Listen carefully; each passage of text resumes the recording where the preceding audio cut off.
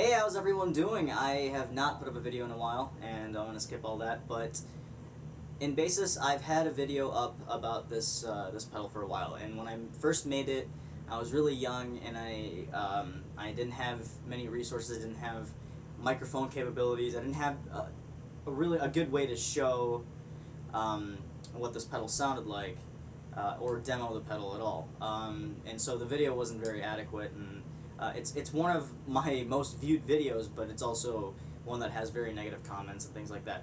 Very rightfully so. I don't like that video, so I'm going to be taking it down. I'm going to transfer all the people over to this video. Alright, let's get to it. We're going to be talking about the SansAmp bass driver by Tech21, and this is slightly different from the Para bass driver, which I'll explain a little bit later on. It is first and foremost a stomp box pedal. It takes I think it's a 12 volt or a 9 volt power supply, or a surprisingly long-lasting battery, which it does come with actually. Along with that basic use, it's also a direct box, and it's also a preamp, so it works as a preamp. So you can use this thing for a lot of different purposes that'll serve you, especially if you're running low on options. When it comes to drive, and when it comes to having a pedal board, or using other people's amps, or using different amps and things like that. So it really saves your ass, and it's a very small package, so carrying something like this is a lot easier than carrying something a lot bigger like an amp. First things first is, what is a preamp? You've probably heard of that word before. A lot of times a bass guitar will have an active preamp built inside of it. A lot of times you'll hear that an active pickup has a preamp inside of it. So what is a preamp? And this sort of preamp is essentially what you see here as well. This head, when you talk about a guitar head or a bass head, you're talking about a combination of a preamp and a power amp. The preamp is what's up front that you see here. You get the knobs, the graphic EQ, you've got the octaver system. Everything that you see up front, that's called a preamp. That's basically what is the preamp. That's what your bass will go through. At least in this situation, it's a bass head, so that's what your bass will go through. And it has a 450 watt power amp behind it that is going to make it so that it comes out of this passive speaker, because this speaker set, this cabinet, is not active. There's nothing that's basically powering this. You don't plug in the cabinet system. This will power basically both your instrument and the speakers that are right below it, so that you can plug straight in. A preamp is basically an active system where it gives you an EQ, a tone. But it takes your signal, has it from one side, puts it out the other side, and will affect it with a bass, middle, treble, cut, or boost, or an overdrive. Sometimes it will have a drive, and things like that, which is just a front, and connected to a power amp can go into a speaker cabinet, and you can go out live. So you can either have a head and speaker cabinet system like this, or you can get a power amp, which can use a bunch of different types of preamps, and you can have a lot of different types of preamps. It's essentially like having a lot of amps, a lot of different amp heads, without the weight and or cost, and kind of run it through a single power amp and just A/B them, and so you can have all these different types of preamps.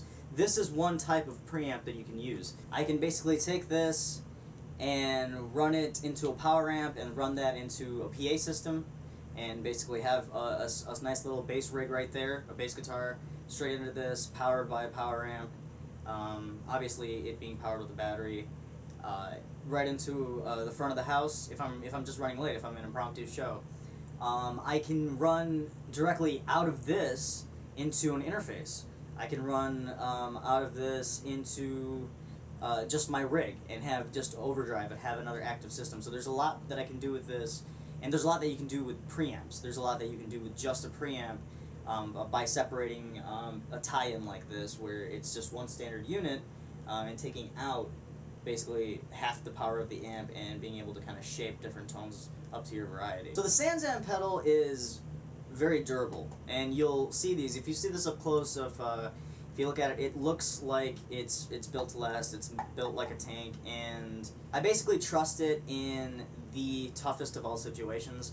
And I've put it through a couple tests. I've dropped it from a deck that was actually pretty high up. That was I would say 10-20 feet above ground. and I was able to drop it at that point, and I was like, okay, for sure, this is, some sort of wiring something's gonna happen. The outer part of it was, was okay, but I was definitely sure the inside of it wasn't gonna work. It worked, so it's very nice. It's a very durable, hefty pedal. Obviously, don't abuse it.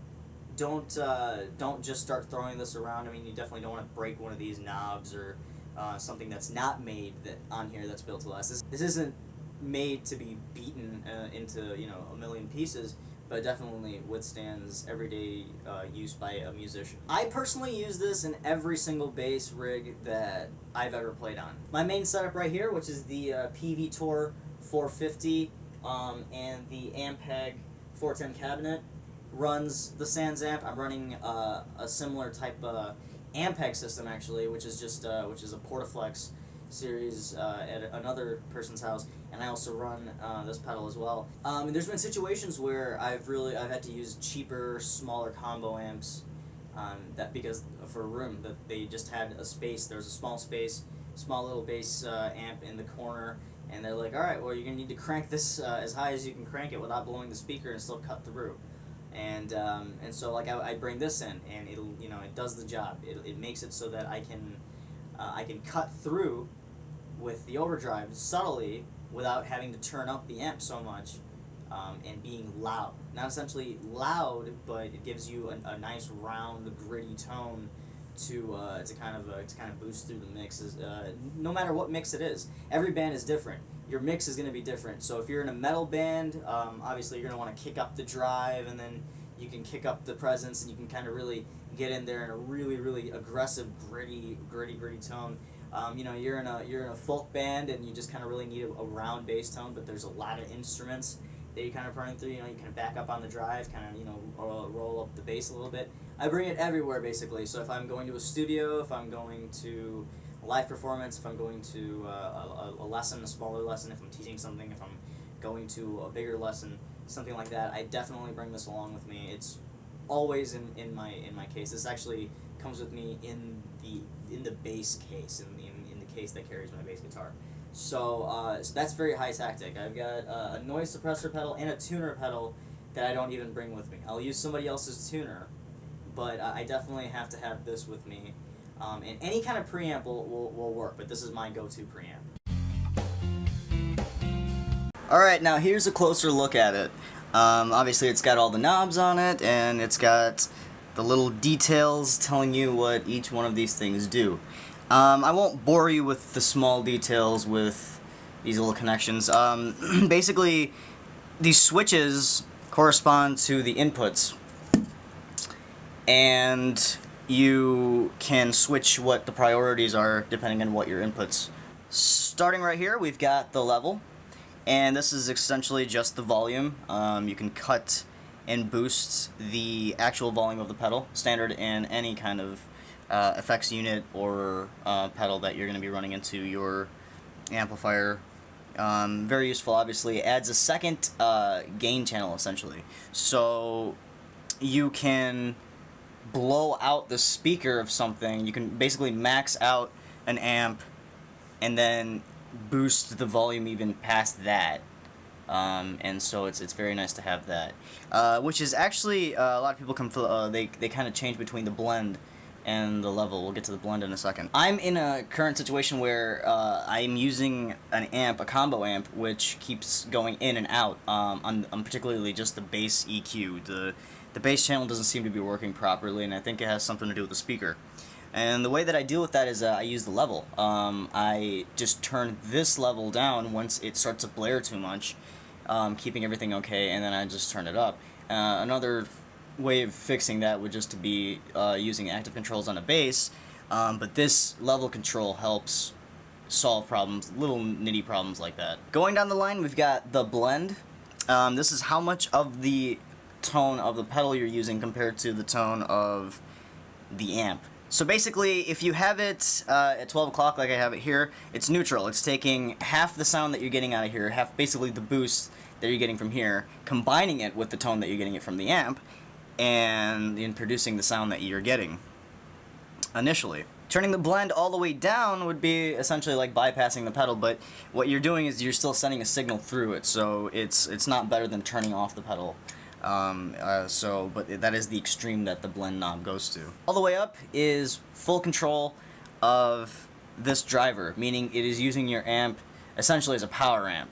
So none of the tone from the actual amplifier will be used, just this pedal and everything you see on here. So this will act as the main unit of your amp, and your amplifier will act as the speaker and power amplifier that this will be running through. Alright, coming down here we've got the presence knob, and the way that they describe it is controls the amount of definition and upper harmonic content, meaning attack, essentially. The reason sometimes people will use a pick, if you do use a pick, if you just really want to get kind of like a really rounded out attack tone, definitely add presence. I use this pedal sometimes just for the presence. I'll leave everything flat and I'll just mess with the presence knob, and it makes a huge difference in cutting through and getting a really nice punchy tone. To the top right we've got the drive, which is essentially the reason people would buy this in the first place, is a main overdrive unit. When it runs in any rig that I've seen this in, particularly mine or any bass player around the area,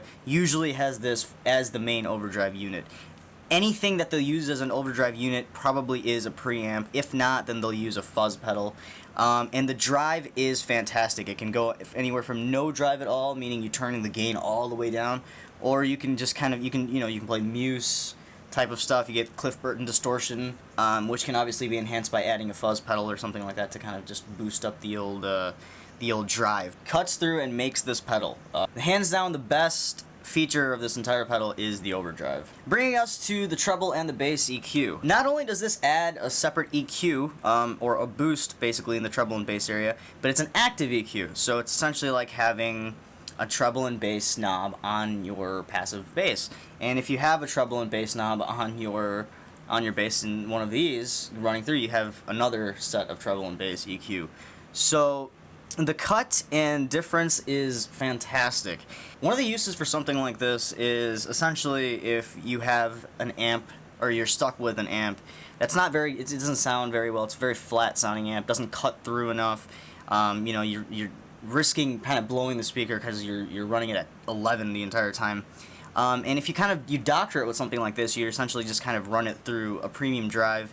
And sometimes you'll get a situation where an amp is lacking on treble or lacking on bass. I'm in that situation right now where the bass keeps cutting in and out. And so with the combination of the blend level and the bass, I can actually tweak it out where it's where it doesn't blare too much out of the speaker, where I can actually control from the bass itself. I have the settings, which I'll show you in a minute, that I can control it from my bass. I'm running a Fender P bass, which is a passive system, but I can control most of the volume that this pedal itself is producing with that, and that's very helpful. So just these two alone is fantastic and covers more than all the horizons that it needs to for this pedal. Coming to the side, you'll obviously see there's an input, a parallel output.